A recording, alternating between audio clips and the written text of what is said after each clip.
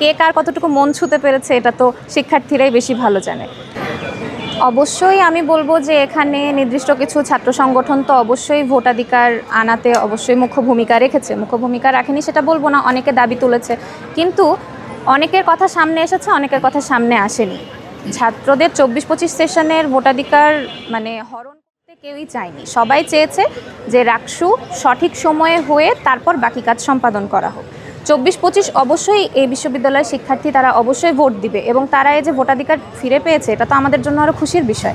এখানে আসলে বলতে গেলে যে শিবির আর ছাত্রদল এই নির্দিষ্ট কথাটা না বলে আমি বলবো যে আমাদের যতগুলো প্যানেল কাজ করছে, আমরা স্বতন্ত্র অনেক প্যানেলও আছে, সাধারণ প্যানেলও আছে, আমাদের কিছু এই সংগঠন ভিত্তিক প্যানেলও আছে সমর্থিত। সব প্যানেল 24-25 সেশনের শিক্ষার্থীদের কাছে যতটুকু নিজেরা যেতে পেরেছে, পৌঁছাতে পেরেছে, তাদেরকে আশ্বাস দিতে পেরেছে যে আমরা তোমাদের সাথে থাকবো, আমরা তোমাদের অধিকার আদায়ে কাজ করব। আমি মনে করি যে শিক্ষার্থীরা তাদেরকেই ভোট দেবে। আসলে মানে কে কার কতটুকু মন ছুঁতে পেরেছে এটা তো শিক্ষার্থীরাই বেশি ভালো জানে। তো সেদিক থেকে আমার মনে হয় না যে শিবির 24-25-এর ব্যাপারে কোনো অন্য স্টেপ নিয়েছিল যে যেটাতে শিক্ষার্থীরা ভোট দিবে না।